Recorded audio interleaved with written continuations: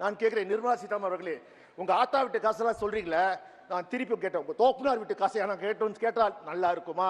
இருக்காது இல்ல? அதேதான். பாராளுமன்றத்தில் சமீபத்தில் தயாநிதி மாறன் அவர்கள் நம்முடைய நிதியமைச்சர் நிர்மலா சீதாராமன் அவர்களை பார்த்து ஒரு கேள்வி கேட்டான். நீங்க பார்த்திருப்பீங்க 2 நாட்களுக்கு முன்பு.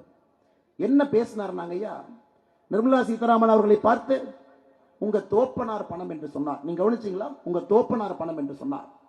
நிர்மலா சீதாராமன் அவர்கள் கண்ணியமிக்க ஒரு அற்புதமான ஒரு மனிதர். அவங்க திரும்ப பேச போறது கிடையாது.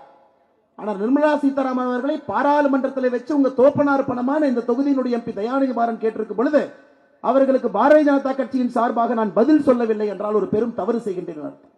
இன்னைக்கு அண்ணன் தயாநிதி மாறன் அவரை பார்த்து கேட்கிறேன், அண்ணா, இன்னைக்கு நீங்க அரசியல் இருக்க ஒரே ஒரு காரணம் சன் ஆஃப் முரசொலி மாறன் என்கின்ற ஒரே ஒரு ஐடென்டிட்டி மட்டும்தான். அதை தவிர வேறு எதுவும் உங்களுக்கு அரசியல் இலக்கணம் கிடையாது.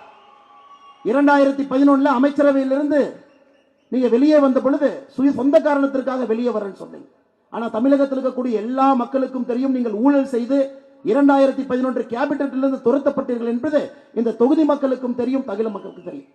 இன்னைக்கு நான் உங்களை பார்த்து கேட்கிறேன், உங்க தோப்பனார் சொன்னாரா பதவியிலிருந்து ரிசைன் பண்ணிட்டு வெளியே வாங்க அப்படின்னு?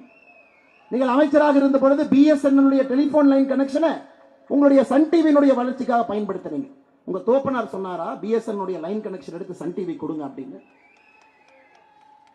சீஃப் செக்ரட்டரி தலைமைச் செயலரை பார்த்துவிட்டு நாங்க என்ன தாழ்த்தப்பட்டவர்களான்னு சொன்னீங்க. உங்க தோப்பனார் சொன்னாரா தாழ்த்தப்பட்டவர்களா என்கின்ற வார்த்தையை பயன்படுத்தி தோப்பனார் சொன்னார்கள். எங்களுக்கும் அதே மொழியிலே பதில் பேச தெரியும். ஆனால் சேவை இல்லாம ஒரே ஒரு குடும்பத்தில் பிறந்து ஒரு சர்டிபிகேட்டை மட்டும் வச்சுக்கிட்டு சென்னை நகரனுடைய எம்பிக்களாக இருந்து இன்னைக்கு சென்னை நகரை பால்படுத்தி கொண்டிருக்கின்றார்கள் சகோதர சகோதரி.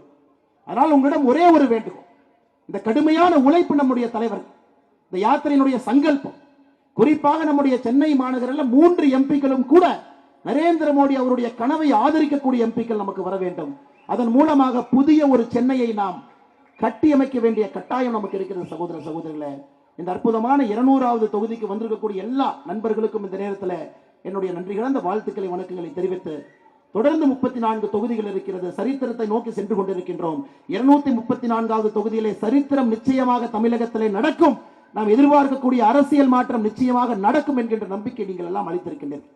மறுபடியும் ஒரு முறை நம்முடைய தேசிய தலைவர் திரு நட்டா அவர்களை அவருடைய கடினமான சூழ்நிலையில் பாராளுமன்றம் அனைத்து இடத்திலும் கூட தேவைப்படுகின்றார். இருந்தும் சொன்னபடி 200வது தொகுதிக்கு வருகின்றேன் என்று சொல்லி நமக்காக தன்னுடைய நேரத்தை ஒதுக்கிவிட்டு டெல்லியிலிருந்து இந்த நிகழ்வுக்காக வந்திருக்கின்றார்கள். நம்முடைய தமிழக பாரதிய ஜனதா கட்சி சார்பாக நம்முடைய தேசிய தலைவர் திரு நட்டா அவர்களுக்கு மறுபடியும் எங்களுடைய நன்றி கலந்த வாழ்த்துக்களை வணக்கங்களை தெரிவித்து என்னுடைய உரையை முடித்துக் கொள்கின்றேன். நன்றி, வணக்கம். பாரத் மாதா கே, பாரத் மாதா கே, பாரதனின் புகழ்.